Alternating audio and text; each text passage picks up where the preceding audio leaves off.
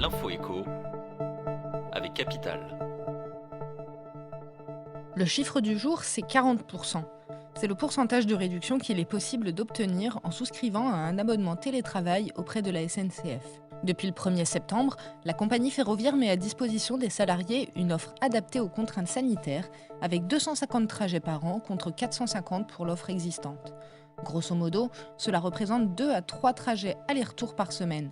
Seul bémol, vous ne pourrez voyager que du lundi au jeudi, car la SNCF estime que très peu de salariés viennent sur leur lieu de travail le vendredi. Par rapport à un abonnement classique, ce forfait coûte 367 € au lieu de 612 € pour une offre mensuelle en seconde classe entre Paris et Marseille. Plus de détails et d'exemples de prix sur capital.fr.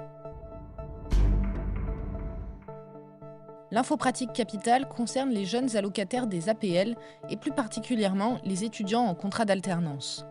En raison de la réforme du calcul des aides au logement, entrée en vigueur le 1er janvier dernier, nombre d'entre eux ont vu leurs APL diminuer. Si les étudiants ont dès le début bénéficié d'un mécanisme de compensation pour conserver le même niveau d'aide malgré la réforme, ce n'était pas le cas des alternants en contrat de professionnalisation. Le gouvernement a finalement décidé de leur accorder un abattement sur revenus équivalent au SMIC afin de minorer les revenus pris en compte pour le calcul des APL et donc d'en augmenter le montant.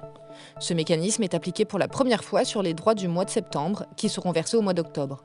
Plus d'infos sur notre site. Le coup de gueule du jour ressemble plutôt à un avertissement pour le gouvernement.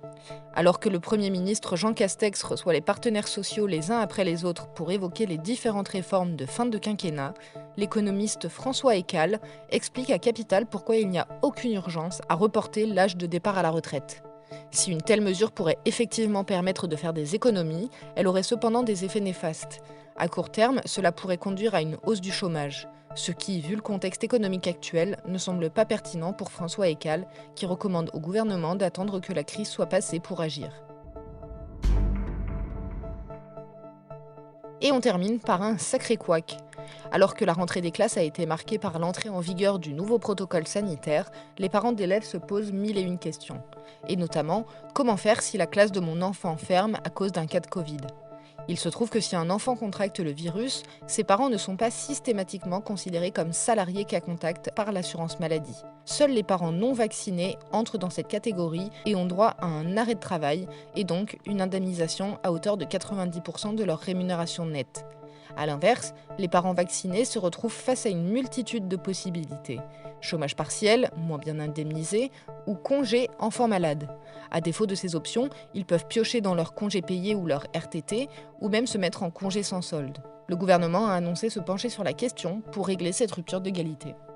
C'était l'info écho avec Capital.